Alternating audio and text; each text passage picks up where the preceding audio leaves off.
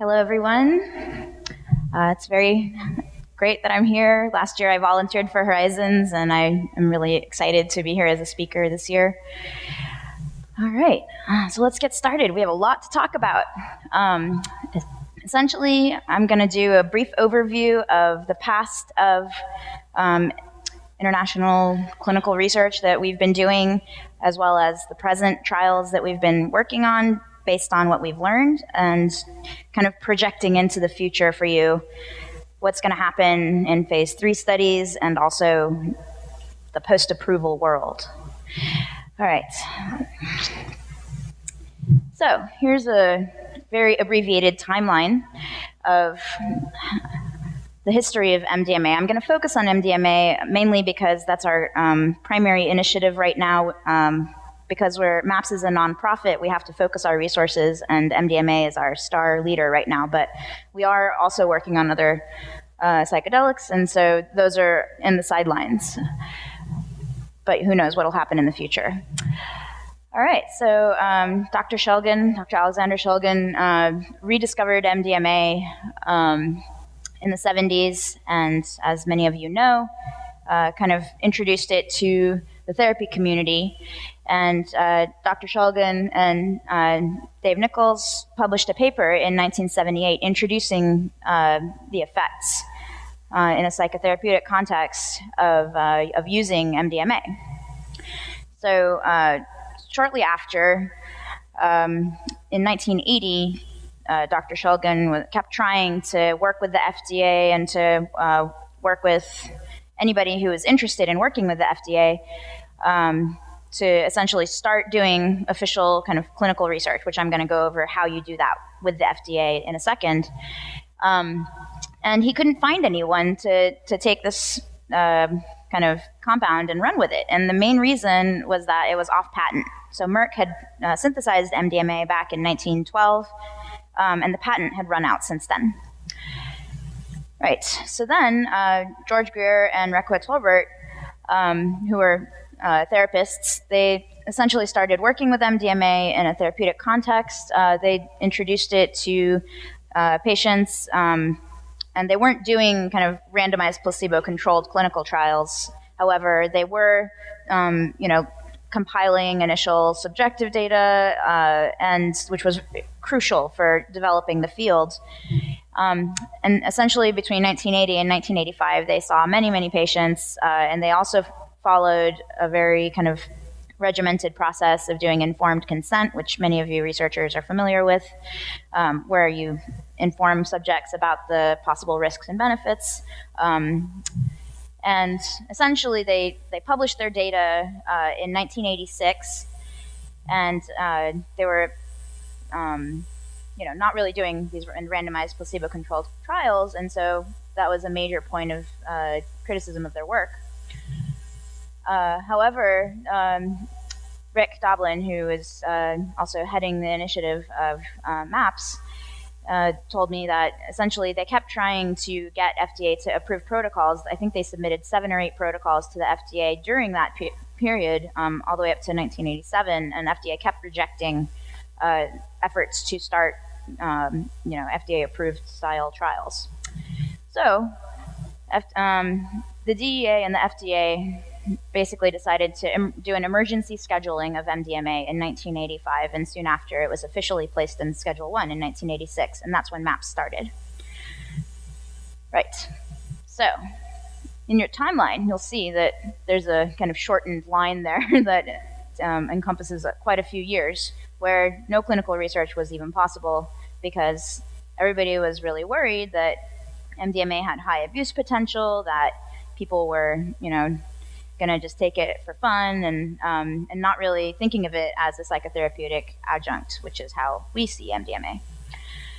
So in 1992, FDA had a dramatic shift in its policy, and in large part this was because of many doctors and researchers who put their careers on the line and really spoke out in favor of doing research with MDMA. And in 1992, there's this clandestine meeting with FDA, essentially, where they agreed to put science before policy. So from that point onward, we start seeing these studies kind of popping up in our timeline. So Dr. Charles Grob at UCLA did a phase 1 study that was published in 1996 where he was essentially looking at cardiovascular effects. And in the meantime, what I'm not showing here are all the other researchers that have been kind of doing MDMA research that's been funded by the National Institute of Drug Abuse, NIDA. Dr. Grob worked with MAPS to develop the protocol that is shown here. So essentially, MDMA was being intensely studied as a drug of abuse during the time that MAPS was trying to study it as a drug with potential benefits in the therapeutic setting. So essentially, the phase 1 clinical trials that we speak of, which I'm going to also go over in a second, were happening during that time. So in 1999, FDA agreed to do a proof of principle study that was going to be studying the effects of MDMA for a specific indication. So this is kind of a pivotal point because, if you're talking about a drug of abuse and all of a sudden you change it to speaking of using it to treat a disease or a disorder, that's a dramatic shift in the way that the FDA started thinking about MDMA. So from that point onward, the rest of the studies shown here are MAPS sponsored studies that were phase 2 pilot studies. So we have our very first phase 2 pilot study in Spain. It started in the year 2000 with Dr. Jose Carlos Busso. And soon after, the US FDA approved our first phase 2 pilot study in the US in 2001. However, after that period, it took about 2 years for us to actually obtain approval from institutional review boards, or IRBs, which are committees that are made up of volunteers who are charged with protecting human subjects from potential deleterious effects of enrolling in clinical trials. So basically, none of the IRBs wanted to touch this stuff. They were really worried. They had heard about it in the media, but being a party drug. They'd heard about it from researchers of NIDA who had been cataloging their physiological effects, and so all the volunteers on these committees were concerned. And finally, we found an IRB who was actually interested in reviewing the protocol for the merits and the safety procedures that we had put in place in the protocol to deal with people's concerns. And you'll also see up there that the Riccardi retraction coincides with the IRB approval in 2003. So who is Riccardi? Riccardi is one of the NIDA researchers who I'm sure many of you are familiar with, who essentially did a study in primates, supposedly with MDMA, and found that it can have extreme dopaminergic effects that can lead to Parkinson's-like symptoms. And all of a sudden, the media took this and ran and said that MDMA can cause Parkinson's, and that's all bad. Nobody wants Parkinson's. So, but soon after, it became apparent, along with the Freedom of Information Act that MAPS had filed, that they actually had used methamphetamine instead of MDMA and given the primates methamphetamine. So the paper was retracted, of course, soon after that, even though in the retraction they said, it's still kind of possible that MDMA could have bad effects. So kind of trying to get the last word in there. But essentially the paper was retracted, and as a result, that freed us to work with the IRBs to get our approvals and to actually start our studies. So from that point onward, so we started the US study in 2003, started a study in Israel that was approved by the Ministry of Health in 2005, started a study in Switzerland in 2006. I'm going to go over the results of the US and the Swiss study a little bit today. And then we were off to the races, essentially doing these phase 2 pilot studies, trying to learn what we can learn in a randomized placebo-controlled style, where our results would be accepted by thinkers in the field, hopefully, or criticized, and then we can at least deal with their criticisms in a scholarly manner. So our US study ended in 2008 with its last MDMA treatment, and then we added a portion to the study where we collected follow-up data. And the results of the US study were published last year, or approved last year, and then in print at the very beginning of 2011 in the Journal of Psychopharmacology. And our Swiss study also collected its final follow-up data in 2011 in January. And now the results are currently in preparation for publication. I should also point out that we just finished our final report on the Swiss data yesterday, and it's in the mail as of yesterday to go to Switzerland and soon to the FDA. All right, so what does the FDA recommend for clinical trials? The FDA would like to see that we are randomizing subjects who are enrolled in our clinical trials. The goal here is to ensure that there's no bias in subject selection depending on which condition you assign them to. And so randomization is really important because, even if there is some sort of skew in the people that have been enrolled in a trial, in terms of, some of them may be older, or some of them may be, had a longer duration of PTSD. Essentially, you want all of those factors to be evenly distributed, and randomization helps you do that. So placebo-controlled trials. FDA would like to see placebo-controlled trials, and many people have heard of the placebo in the context of pharmaceutical clinical trials. It's essentially a sugar pill, and what the FDA doesn't really see is that a sugar pill compared to MDMA is quite different, and it's pretty easy to tell the difference based on the effects in people. So we started out, our first US trial was an inactive placebo-controlled trial just to make FDA happy, but from then onward, we're working on optimizing how we do our control groups. FDA would like studies to be blinded. So blinding essentially means that people don't know what they received. So you can have various levels of blinding. You can have subject blinding where the subject doesn't know but the researcher knows. You can have a double-blind study where both the researcher and the subject doesn't know. And what we're finding is that you can have a triple blind, which is essentially where the subject doesn't know, the researcher or the therapist who's directly working with the subject doesn't know. And we've added a third level of scrutiny, which is our independent raters who are actually generating our outcome data, so they don't know the dose either. So we like to call this our triple blind. And some other studies have used this terminology, but we feel like we're pushing the envelope and developing new terminology for the field as well. So pilot studies. Pilot studies, FDA admits, are useful for determining feasibility and for refining procedures. Nobody knows exactly, what the results are going to be when they first design a trial. So it's a good approach to start out with pilot studies. And the definition of a pilot study is essentially that it has a small subject group.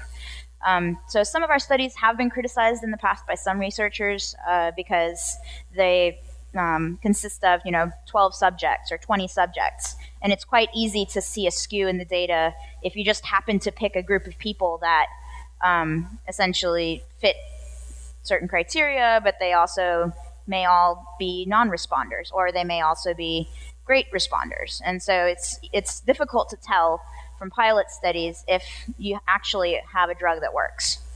But what it does help with is fine-tuning your method, trying different variables, and most importantly, what pilot studies help with is managing the risk. So when these studies were originally designed, the US study, the Swiss study, when they were originally designed, it was an environment of, essentially researcher paranoia. Everybody thought that the drug was very dangerous, possible neurotoxicity.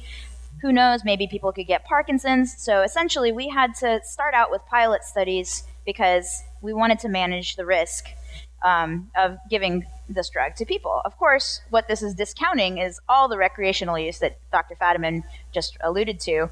And so we have millions of people who have taken MDMA or ecstasy, which is still of unknown content, but it might contain some MDMA. So essentially, this is why we work with pilot studies right now, is to fine-tune our variables. So single-site studies. The FDA admits that single-site studies are useful for looking at safety, tolerability, and getting estimates of effect size. Effect size is the difference between your active group and your control group. And so that ratio is really what determines how much leeway you have in terms of the number of people that you can use to the effect of the drug that you can show. So if you have a large effect size, you can get away with having a smaller group of people to show statistically significant results. But if you have a small effect size, like with a lot of the antidepressants that are currently on the market, you have to have really large trials to show some statistically significant data. So this is going to, this is going to become apparent in a second when I show you some of the data. And ultimately, the FDA would like us to establish safety first and then efficacy for MDMA or whatever drug you're working on. And then just to orient you with the phases of clinical trials that I've been referring to. So phase 1 trials are generally done in healthy volunteers. They're used to show that your average person who's healthy, who has a functional metabolism, is not going to have trouble metabolizing this drug. Your phase 2 studies are used to go for an indication. So now we're going to try things in the PTSD population, for example, where they're already starting out with a baseline that contains severe anxiety symptoms, avoidance symptoms where they don't want to think about traumatic events that happened in the past. And so all of these psychological effects can potentially have a greater risk, right? So overall risk management is going to be a recurring theme through my talk. And essentially, so that's why we're in phase 2 right now. We're testing out the effects of the drug for an indication, and this was essentially allowed by the FDA since 2001 with the approval of our first protocol. And then in phase 3 studies, that's where you really go for your numbers. So it's okay to use pilot studies for phase 2 because you're just kind of trying to show that the drug might work. It's sufficient to show trends towards improvement in PTSD symptoms. So you can get away with using smaller subject groups. But in phase 3, that's where you really go for the money results and you really nail your statistical significance.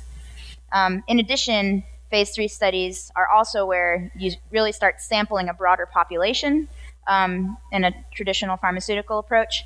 And it's important to kind of keep that in mind that, at different types of people that may have PTSD could have different results in these clinical trials. And so phase 3 is really going to be where we get some really exciting data.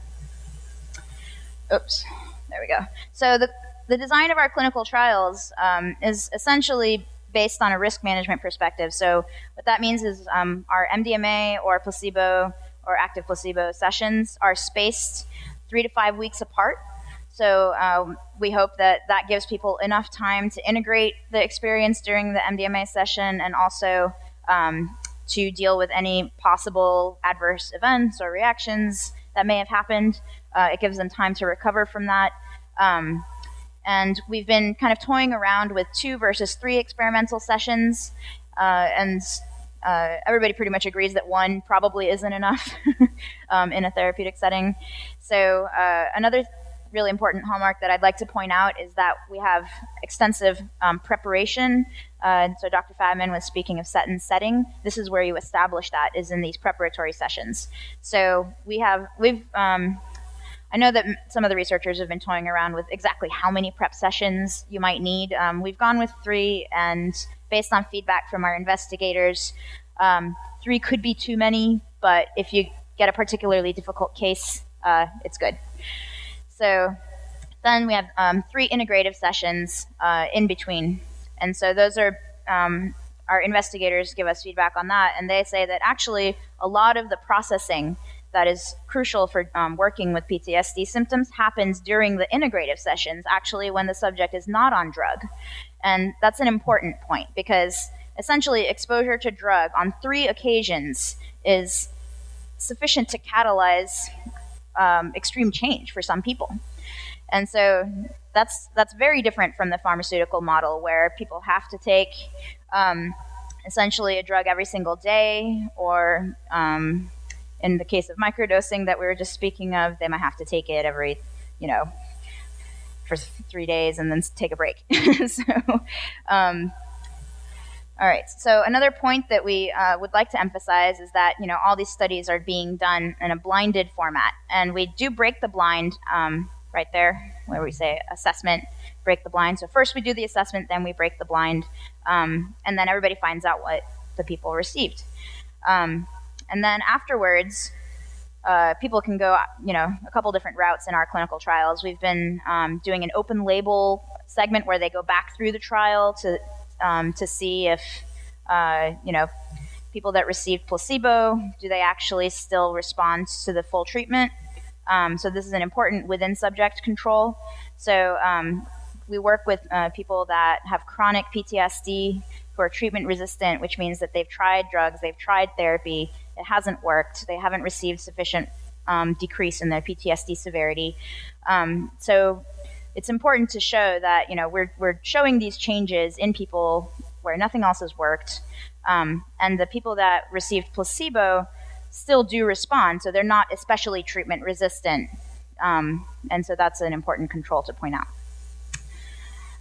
So then we added long-term follow-ups into our protocols, and what we've been doing here is we've developed internally developed a questionnaire where we assess any lasting, deleterious effects or any lasting benefits.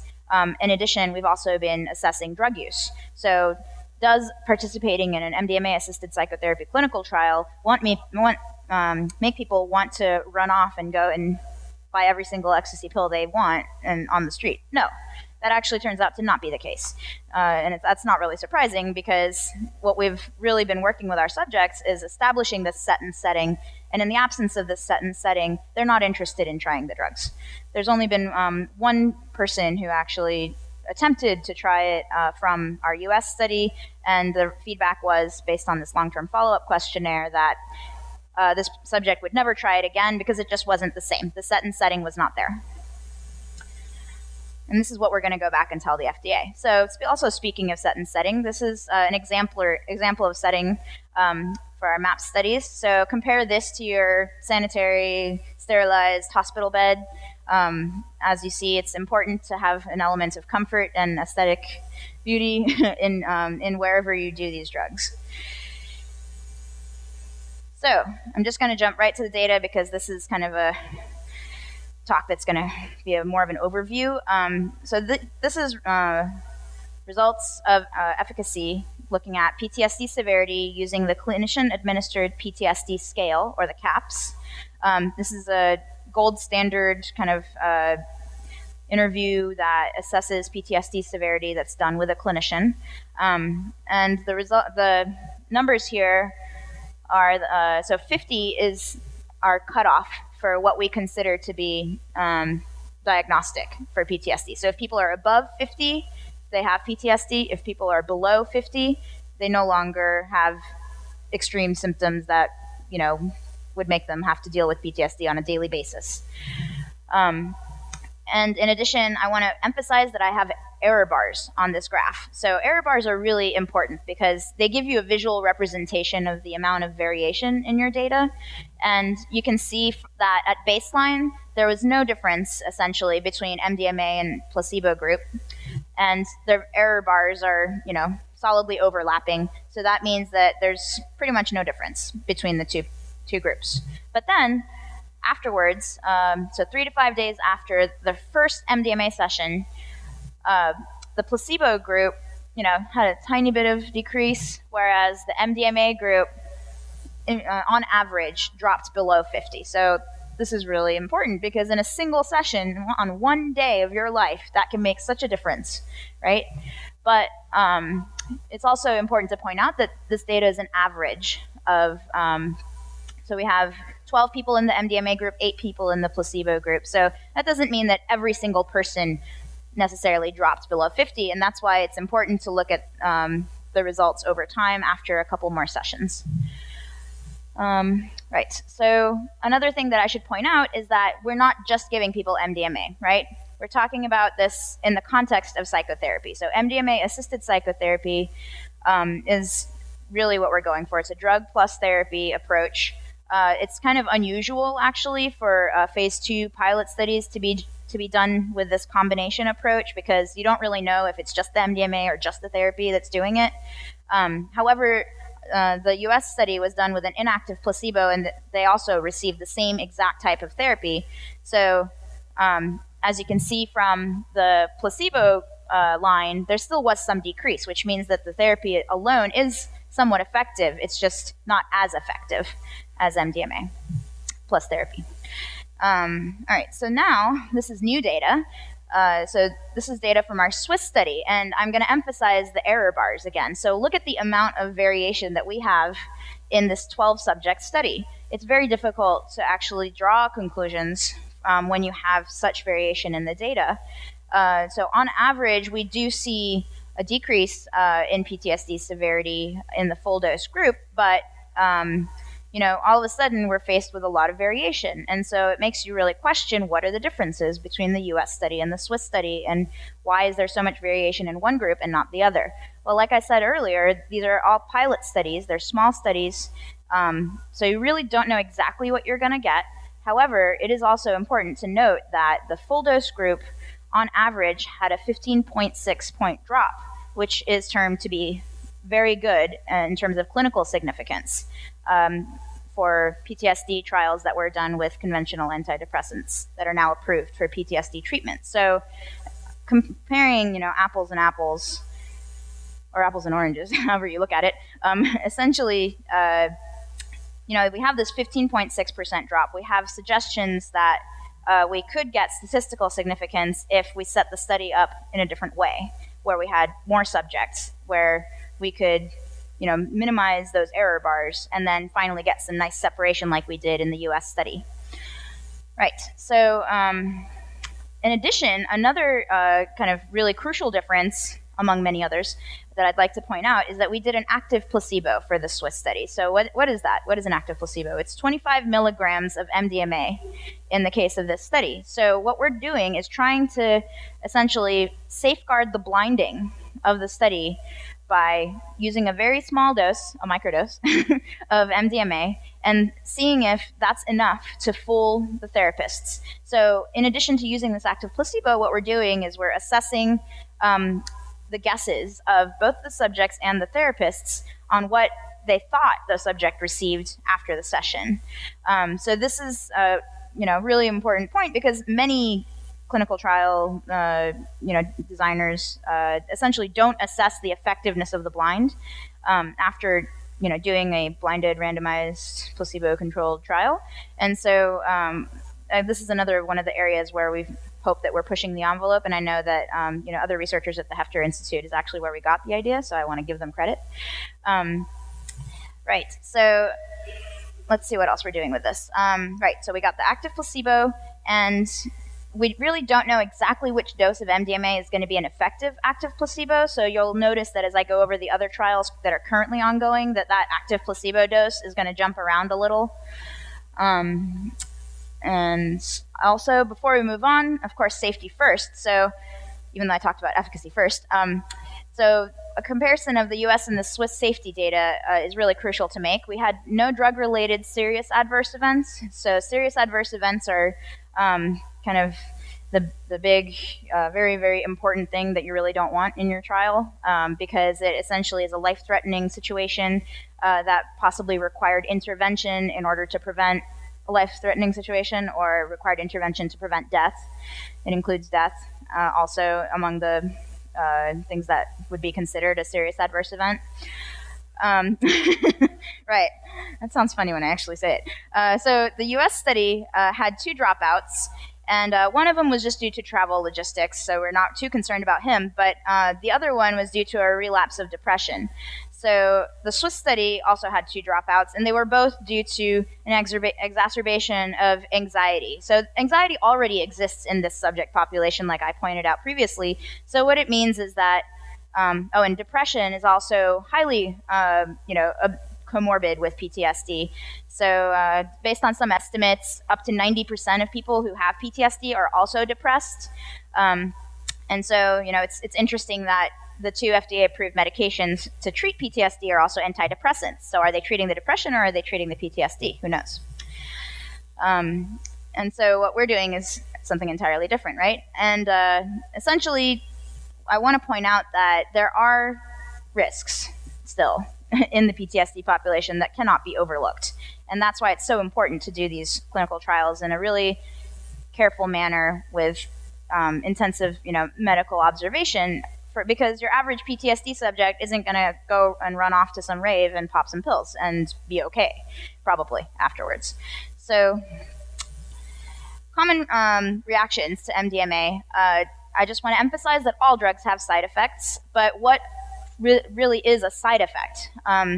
Essentially, you have to compare the active placebo to you have to compare the full dose to an inactive placebo in order to determine if something is truly a side effect. And so from our Swiss data, we see that insomnia and loss of appetite were reported as severe in both groups, and also that fatigue and insomnia were recurring 7 days after. And with the 125 milligram group, severe tight jaw, anxiety, nausea on the day of the session, and low mood, anxiety, and difficulty concentrating, and an increase in private worries during 7 days after is what we observed.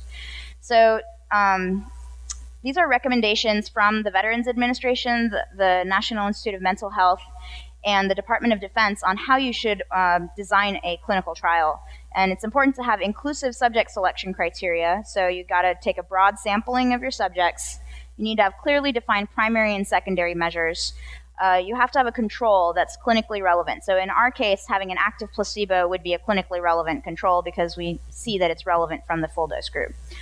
And you have to have intensive monitoring of your data quality, and that's where I come in. So I go to the doctors and I say, hey, are you doing the protocol properly? Are you following it to the letter? Because you have to in order for us to stand by this data and report it. We're also working on a treatment manual to standardize how the therapy is done, and we're working on videoing our therapy sessions to assess how well people are following that treatment manual. And we're also working with our independent raters who are generating the data that we show in these slides to work with them and make sure that they're giving the tests in a standardized fashion. Right, so currently we have a vet study that's ongoing. We have enrolled 5 out of 16 subjects, and we're comparing 3 doses. It's triple blind, like I talked about, and we have 3 sessions, and we're analyzing adherence to the treatment manual on an ongoing basis. Israel, we just started a new study. In Vancouver, we're trying. In Jordan, we're also trying. And phase 3 is going to be exciting. Come talk to me about it. And the post-approval world. So essentially what we'd like to work towards is having mental health clinics that are, emphasizing all the safety measures that I was speaking to you ad nauseum, and also working with the DEA to make sure that they have a Schedule I license, if necessary at that point, to really work with people on their mental health issues. And we'd like to broaden our indications from PTSD to autism and onward. Thank you. Thank you, Berra. Any questions for Berra? I was wondering if you knew what the drop was. Zoloft and one other medicine has been approved by the FDA to treat PTSD. Yeah, Zoloft and Paxil. Do you happen Paxils? Yeah. Do you happen to know what the point drop was for the FDA to approve those? Is the MDMA data anywhere near? A 6-point drop is considered, clinically significant, kind of. 12 points are really good. 15 is even better, right? So they actually had, in one of the trials, they had a 6-point drop. A couple of the trials had difficulty demonstrating that it worked for men. And I should also point out that in both the US study and the Swiss study, our enrollment is primarily women.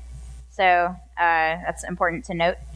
And the MDMA studies have bigger drops than yes, the MDMA studies have bigger drops. So the US study, the control group dropped 25 points. The MDMA group dropped about 50 points. Yeah. That's a testament to Michael and Annie's good therapeutic interventions without the MDMA that your placebo groups are doing so well. Exactly. It's not great for the data, but it's good for those patients. Yeah, conventional talk therapy does work for, 30% or so probably of the PTSD population. And then another 30% responds to drugs. Another 30% doesn't respond to either, and that's who we'd like to work with. And can you say something about autism? Because I saw a slide about autism. And Yeah. So autism, MDMA for autism is a new initiative that we're working on. We've been collecting anecdotal reports on, positive and negative effects of MDMA for people who are on the spectrum. We'd like to emphasize that, first off, we want to start out with high-functioning autism, also known as Asperger's. The two will be merged in DSM-5, so when that comes out, we'll need to be more careful about how we word our selection criteria. And we're actually putting out a call for proposals to researchers who are interested in developing a protocol. We have some seed money available for protocol development, and what we'd like to do is work with them to apply to the NIMH, and maybe one day we can establish ourselves as an autism center of excellence, which is what the NIH is working on right now. Another question? Thanks, Neil. Berra, very clear talk, very much appreciated. I thought it was very interesting and nice description of the history. Question about the dropouts in the MDMA studies. I know you can't make strong experimental conclusions about this, but any just anecdotal attribution on the part of the participants in terms of whether the dropout was or was not related to the drug session? Yeah, so in the Swiss study, that's kind of what I want to focus on first. In the Swiss study, one of the subjects who happened to, later on we found out, received full dose MDMA, he essentially had reservations going into the experience at first, and he had obviously multiple traumatic events like many of the PTSD subjects do that we work with.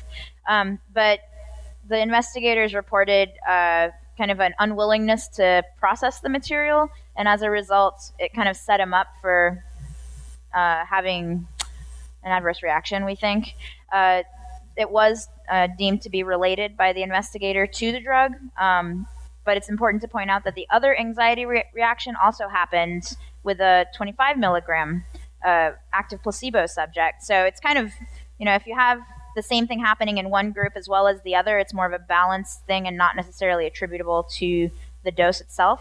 And also, these subjects are suffering from intense anxiety going into these trials. So perhaps more preparatory sessions with this subject could have mediated his feelings going into the session, and then we could have had a better outcome, and he wouldn't have felt like he just had to stop right after. And the active placebo subject who dropped out wanted to drop out because she essentially didn't want to go through an active placebo session again. So this is important because the investigators did report that there were kind of more anxiety-provoking effects of a low dose of MDMA, which is something that we're investigating right now, and we're obviously going to be on the lookout for that. I guess in the sense that our trials are not kind of balanced in the numbers. We have a larger full dose group than we do, and we have a smaller active placebo group. So we're managing the risk in that sense, only exposing a couple people to a possibly anxiety-provoking dose of MDMA. But really, the support of the full dose seems to be a really good thing for many of the subjects. Other questions? We got one up there. Here.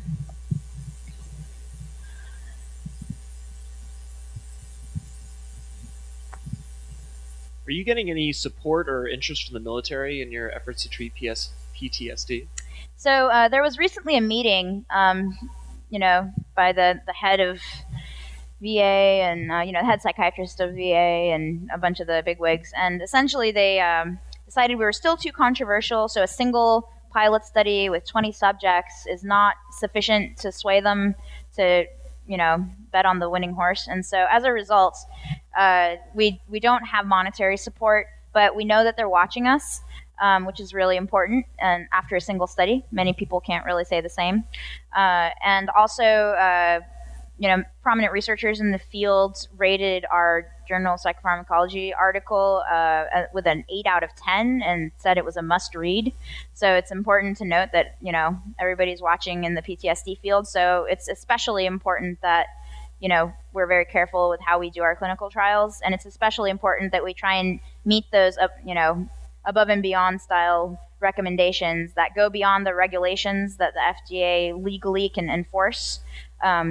we're really going for appeasing the scientific community and making like a difference in how straight edge scientists think. So, and possibly scientists who study MDMA as a drug of abuse, like we'd like to change their minds. So, so actually, one thing I'm going to do is the FDA is putting on a controlled substances conference that's on the science of abuse liability assessment. So I'm heading over there representing MAPS, and I'm going to figure out how we can, make MDMA to be considered no longer a drug of abuse. So we'll see how that works.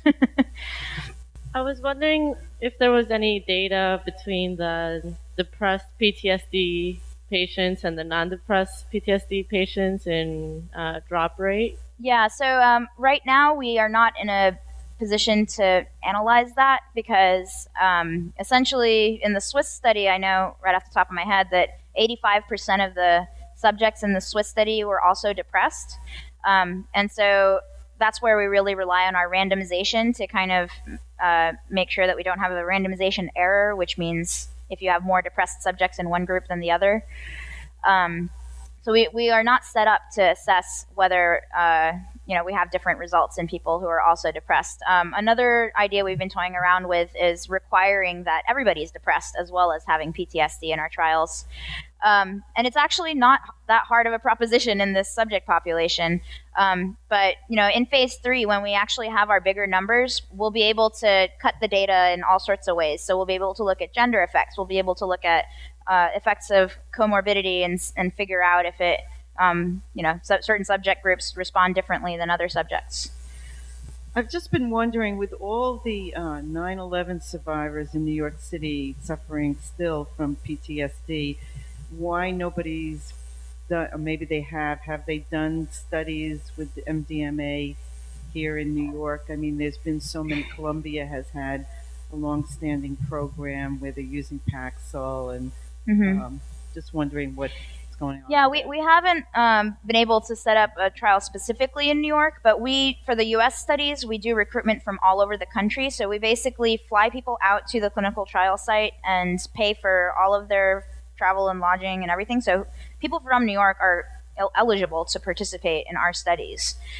We just haven't had anybody that, came up. And of course, now what we're really up against is that, the one trial that we have in Charleston is specific for vets with military service related PTSD, but we also are working on a new U.S. study that I'm going to be writing the protocol for in a month here. And so that trial will basically be all types of PTSD, and it's going to be in Boulder, Colorado. And we're going to be testing out some variables in terms of the makeup of the therapy teams. So we're testing if an intern can work with a therapist. But it's a great proposition. New York, sufferers of 9/11 definitely should apply to be in the trial. It's definitely something we'd love to do. It's just that we're currently trying to work out all the variables, and then we're going to take that data to the FDA based on our small pilot studies, and then say, hey, look, 9/11 sufferers need help too, and they need to enroll in our phase 3 trials. We're actually planning on having a New York site in our phase 3 trials. So, the more support that MAPS can get to that point to enable us to do phase 3 trials, the more likely it is that we can help people in New York. Yay. Please help me thanking Berra in presenting MAPS research.